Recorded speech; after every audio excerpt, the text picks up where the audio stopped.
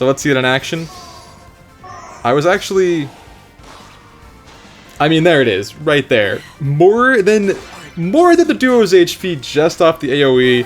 Hello there, something Aether Keep. My name is Simon Cowell, and I will be your host for the evening. Now, I have some special content, some brand new, actual spicy content to show you today. Wow, what a surprise coming from Let's Play SETI. But it's true. Today we are debuting.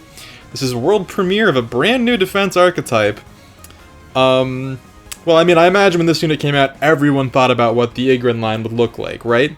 Well, I've come up with my version of it, and I know other players, other content creators have been trying their own hand. I think what I've done is a little bit different than most, and it did have 0 lift loss this week, so let's talk about the pieces here. Now, I do think that this needs to be run in Anima Season because of things like Goto, and I mean, with Lumera coming, the AoE from Igrene, it's gonna work specifically here.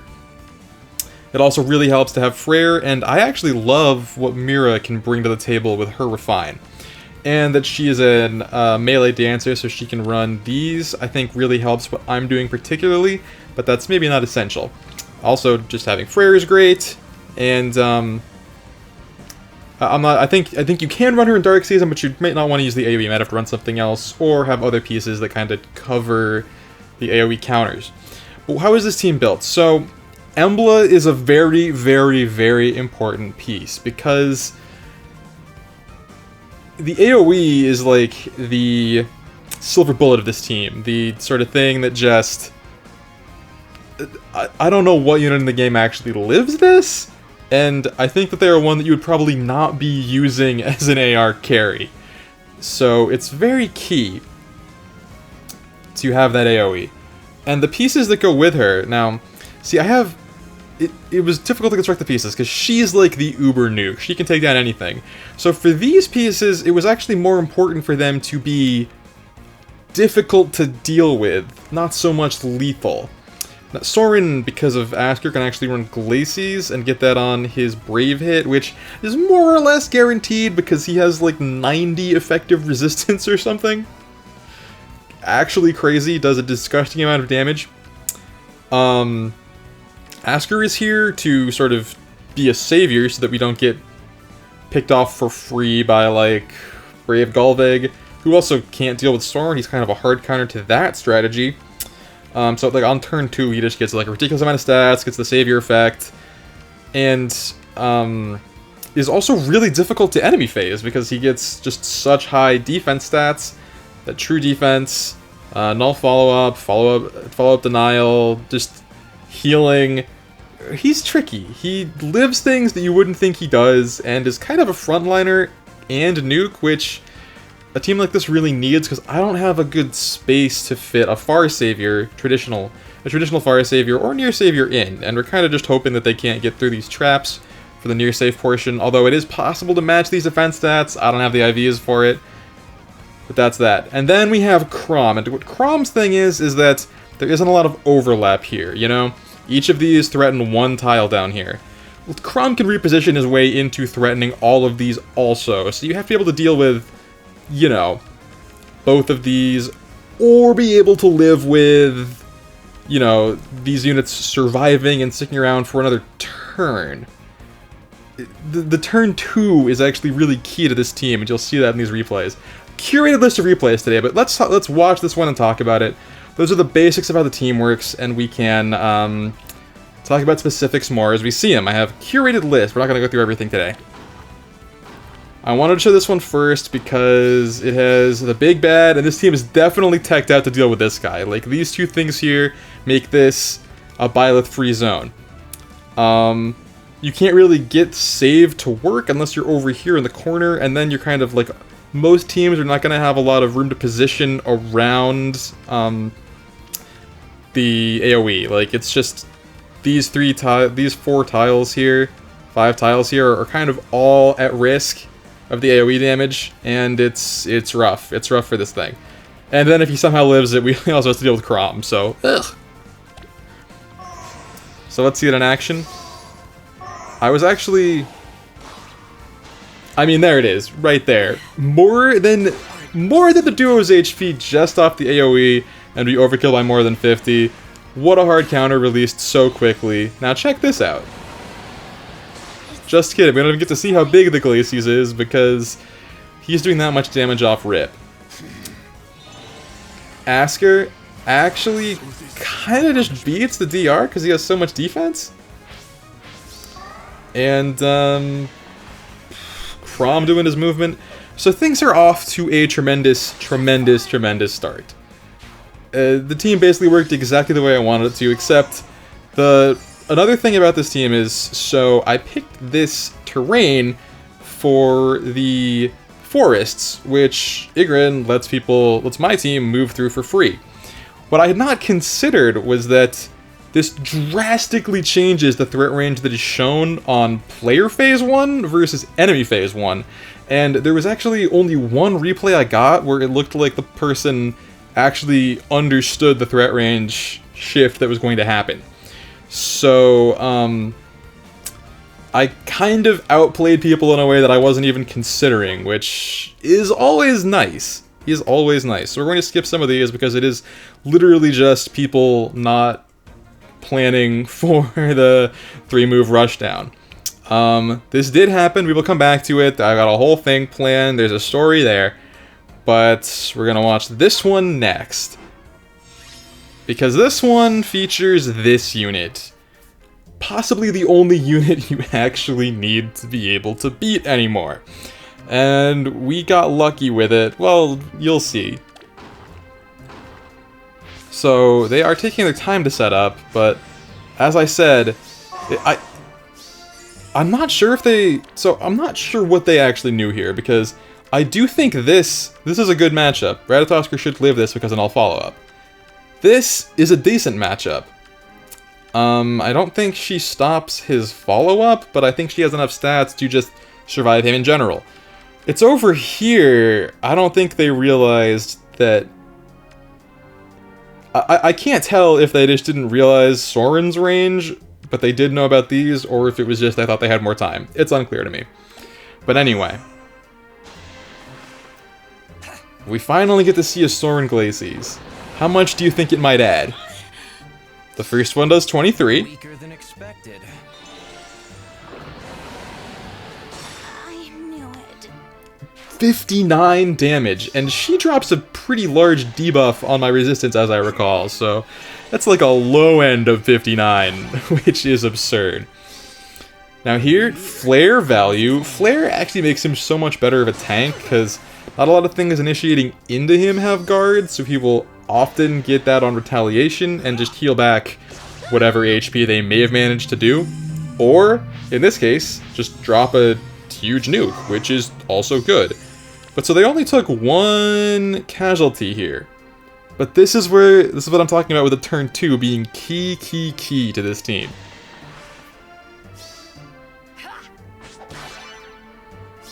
Edelgard cannot take him out for free.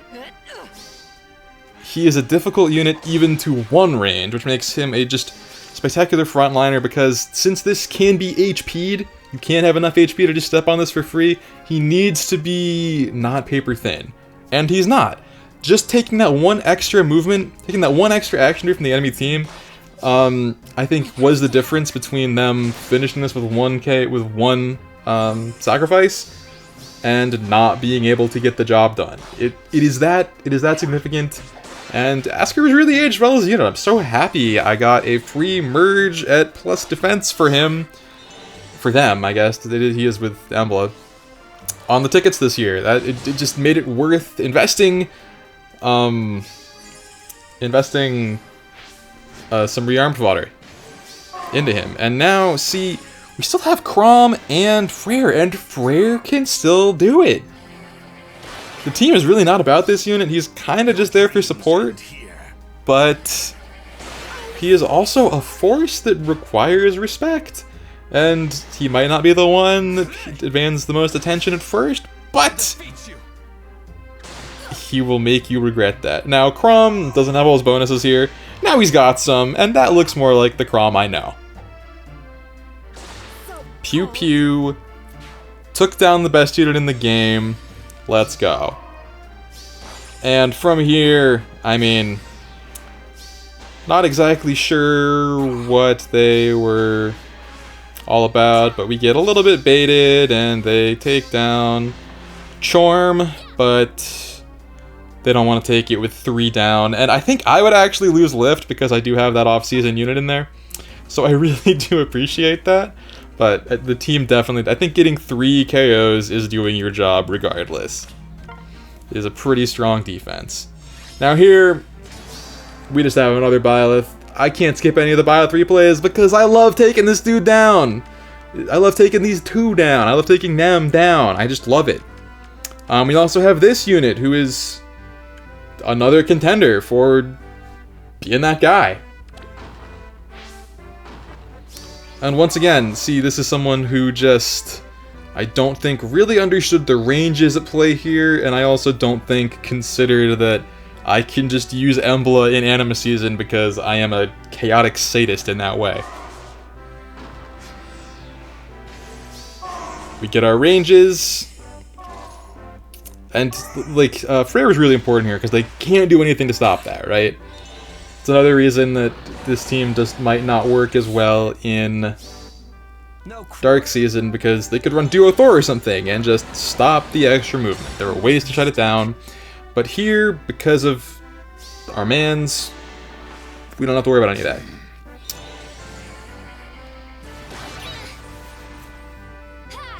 Yes, yes, very good. And Asker, not charging for some reason here.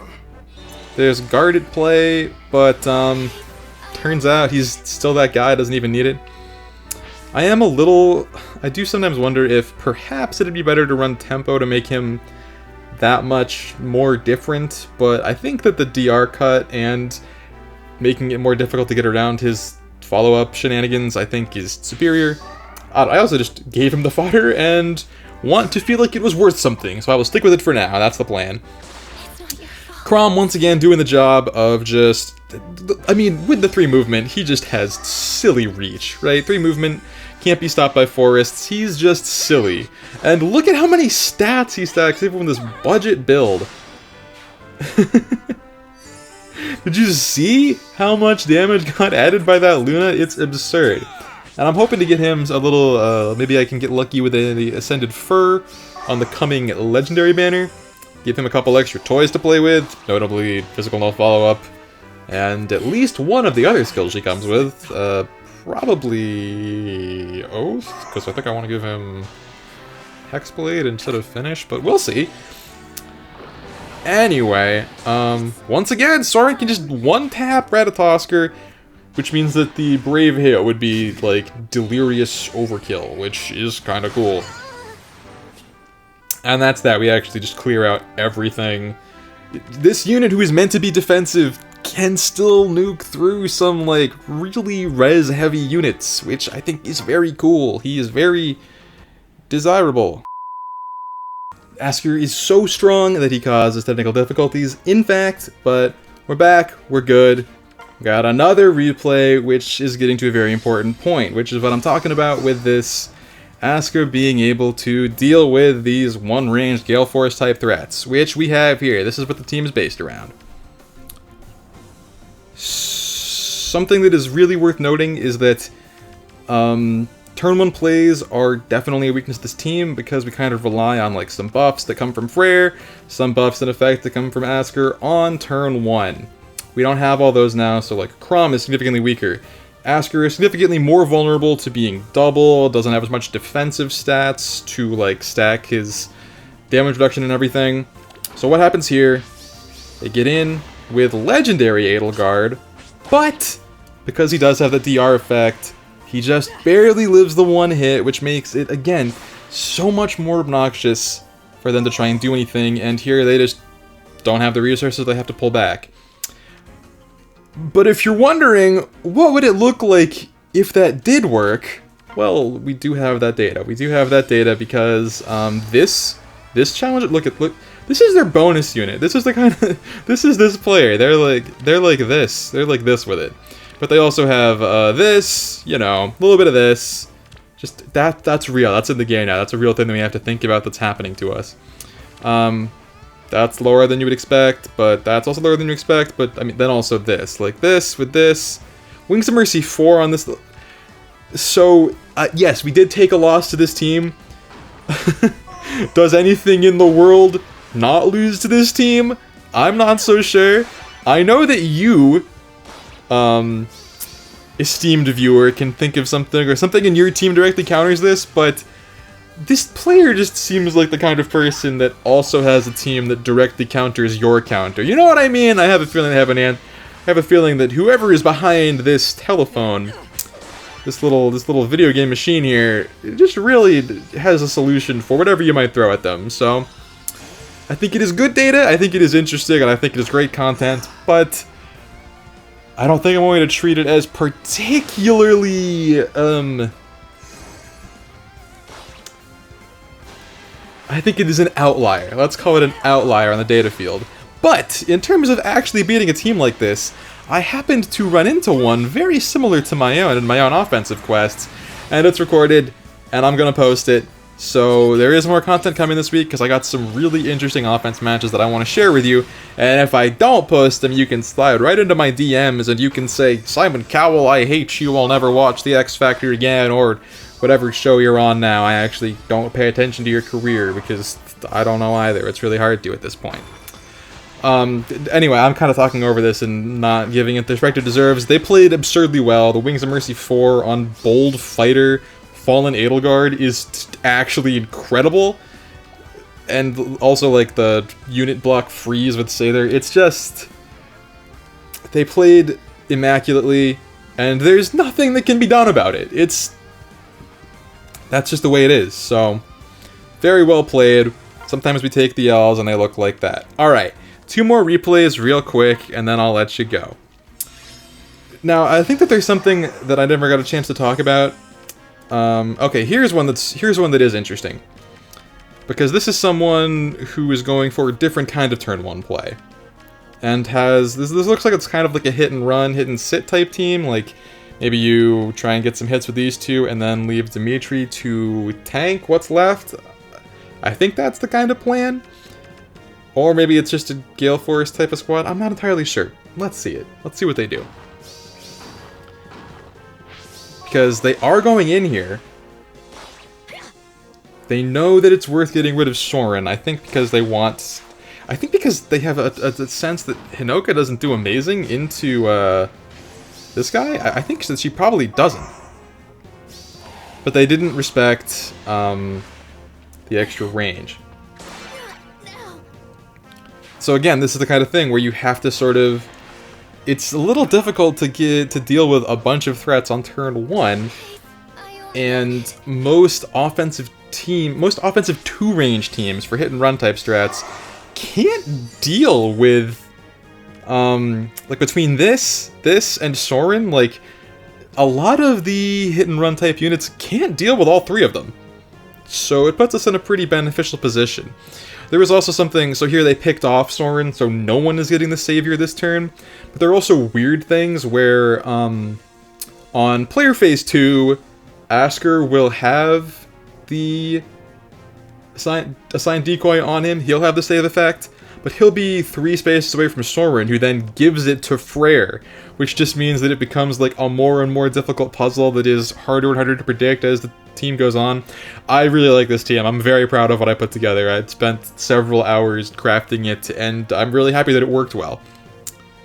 Another thing that I forgot to mention is that there is this dancer trap sort of thing that I'm trying to do, which is to make sure that Mira is in a place to power Asker's weapon, which needs someone within 3 spaces, and she gives everybody the dull effect as a visible status, which just makes them that much more threatening and Crom that much stronger. And finally, we will end it on this final replay. Which, I mean, this is a huge amount of DR cuts, a huge amount of... They also have Gullveig, and really, I mostly want to show this one because... I still don't know what to make of Dimitri, but more than anything, there's one moment in this that I think just filled me with joy. And it's not this one, although it is really satisfying to see the AoE take so many units down to essentially being entirely non-functional. But it's this. Look at this. She gets no DR because our resistance is actually belligerent. We hit the Glacies for No. But how? 61 additional damage. I know I saw Penrost running Glacies Citrine for a while, and I just wasn't sure about that. I wasn't sure if I believed in it.